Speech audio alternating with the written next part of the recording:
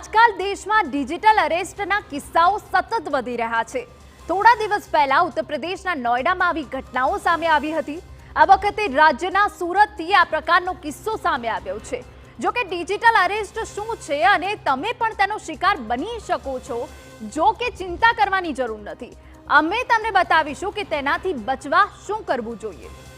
સૌપ્રથમ સુરતની ઘટનાની વાત કરીએ તો દિલ્હી ક્રાઇમ બ્રાન્ચના નામે સુરતની જાણીતી કોલેજના પ્રોફેસર ડિજિટલ એરેસ્ટનો શિકાર બન્યા। ડિજિટલ એરેસ્ટની ધમકી આપી ઠગ ટોળકીએ 46 વર્ષીય પ્રોફેસરને 26 કલાક બાદમાં લીધા। તેમણે 29 ઓગસ્ટના રોજ એક ફોન આવ્યો કે હું રાહુલ દિલ્હી ક્રાઇમ બ્રાન્ચમાંથી છું, તમારા નામે પાર્સલ આવ્યું છે કસ્ટમમાં અને તેમાં 5 પાસપોર્ટ, 3 ક્રેડિટ કાર્ડ, 4 કિલો કપડાં, લેપટોપ, 150 ગ્રામ એમડી ડ્રગ્સ અને $2000 છે, જેથી પ્રોફેસર ડરી ગયા। પ્રોફેસરને કંબોડિયામાં મોહમ્મદ સલીમના નામે હ્યુમન ટ્રાફિકિંગના નામે અને મની લોન્ડરિંગનો કેસ કરવાની ધમકી આપી। સાથે સલીમને મદદ કરતા હોવાની વાત કહી તેમને ડિજિટલ એરેસ્ટ કર્યા। રઈસને એક કોલ આવ્યો ને એમને જણાવવામાં આવ્યું કે તમારું જે ક્રેડેન્શિયલ છે, તમે એક ફેડેક્સ પાર્સલ મોકલેલું છે અને એ પાર્સલની અંદર ડ્રગ્સ વગેરે છે। સાથે સાથે એને આગળ એવો આરોપ મૂકવામાં આવ્યો એના ઉપર કે તમે સ્લીપર સેલ જે છે અને કંબોડિયાથી જે બધું હેન્ડલ થઈ રહ્યું છે એની અંદર તમે એક્ટિવ છો ને એની અંદર તમે ફંડિંગ કરેલું છે। એવી રીતના વિવિધ પ્રકારના ગેરકાયદેસર પ્રવૃત્તિઓના આરોપો મૂકીને એમને જણાવવામાં આવ્યું હતું સાયબર ફ્રોડસ્ટર્સ દ્વારા કે તમે ઇલીગલ એક્ટિવિટીમાં છો અને તમને અરેસ્ટ કરવામાં આવી શકે છે।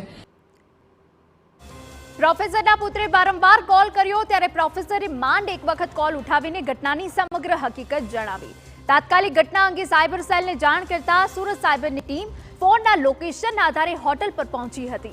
પોલીસે પ્રોફેસરને ડિજિટલ એરેસ્ટ કરી રૂપિયા પડાવતી ટોળકીનો શિકાર બને તે પહેલા સકંજામાંથી મુક્ત કરાવ્યા।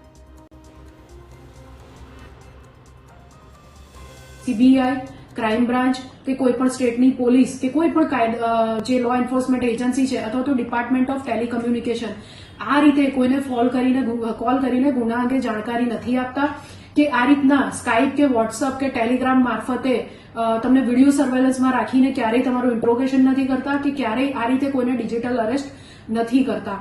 પોલીસની કે કોઈ પણ લો એન્ફોર્સમેન્ટ એજન્સીની કામ કરવાની આ પદ્ધતિ નથી, જેથી આવા કોલ્સથી સાવધાન રહેવું। હવે આપને સવાલ થશે કે આખરે ડિજિટલ અરેસ્ટ શું છે, તો આપને કહી દઈએ કે સ્કેમર્સ પીડિતને કોલ અથવા વિડીયો કોલ કરે છે અને તેને બંધક બનાવે છે। સ્કેમર્સ એક સેટઅપ બનાવે છે જેમાં એવું લાગે કે તેઓ પોલીસ સ્ટેશનથી તમારી સાથે વાત કરી રહ્યા છે।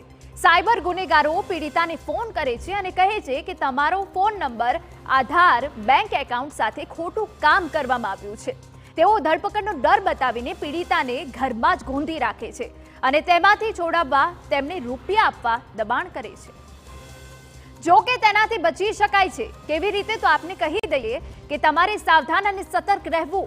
કોઈ કોલ કરે તો સાયબર ક્રાઇમ પોલીસનો સંપર્ક કરવો। કોઈ પણ સરકાર તપાસ એજન્સી આ રીતે ફોન કરતી નથી। તમે દોષી હોય તો પણ તમને રૂબરૂ જ બોલાવવામાં આવે છે। જો કોઈ કોલ કરે તો તેમની જાણકારી મેળવો, ગભરાવાની જરૂર નથી।